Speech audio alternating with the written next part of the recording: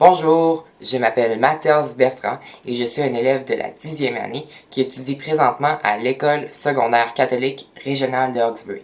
Dans cette vidéo, je vais vous présenter une critique portée sur l'œuvre Arrête de m'écraser, symphonie écorchée par l'intimidation, qui est une œuvre franco-ontarienne réalisée par l'auteur Colette Saint-Denis. Ce livre est publié sous la maison d'édition Jeunesse.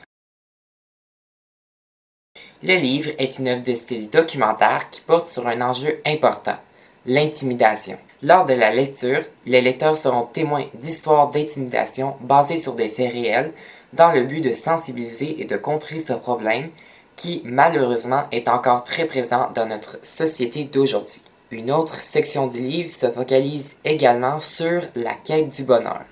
En gros, Arrête de m'écraser présente des situations émouvantes avec des solutions à la fois pour les victimes, mais aussi pour les agresseurs.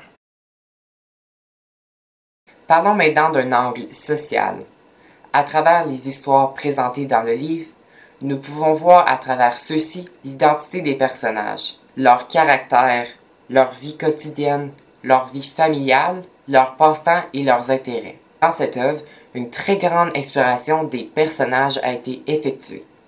Nous pouvions apprendre sur le quotidien des personnages et par la suite mieux comprendre les émotions ressenties chez eux. Par exemple, Aurel, qui pour lui les livres étaient son échappatoire à la réalité. La vie familiale est également une partie très présente dans la vie des personnages. Par exemple, dans l'histoire de Jacob, un petit garçon seulement âgé de 7 ans qui voulait mourir.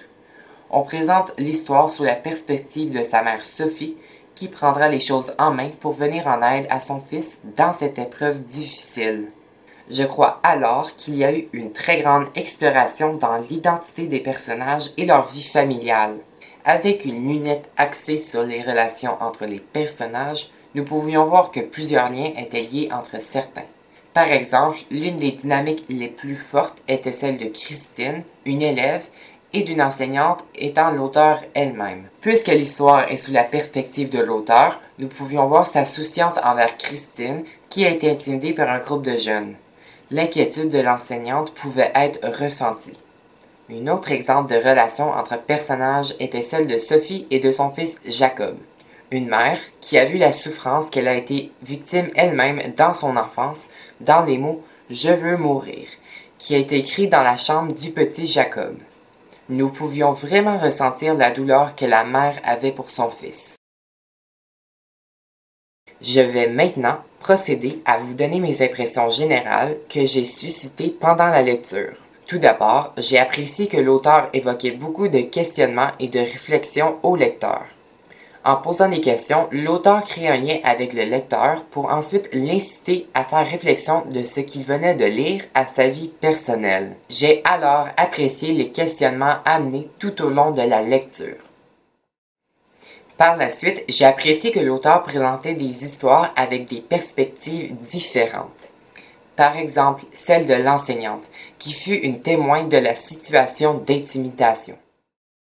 Également, j'ai apprécié que l'auteur n'a pas hésité d'explorer les conséquences et la vie après l'intimidation, les conséquences sociales, psychologiques, etc., comme celle de Zoé, qui aura souffert d'anorexie et de boulimie.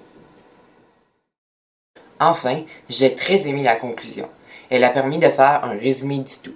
Une lettre était même adressée aux lecteurs pour les inciter à eux aussi de continuer la lecture de leur propre livre vers la quête du bonheur.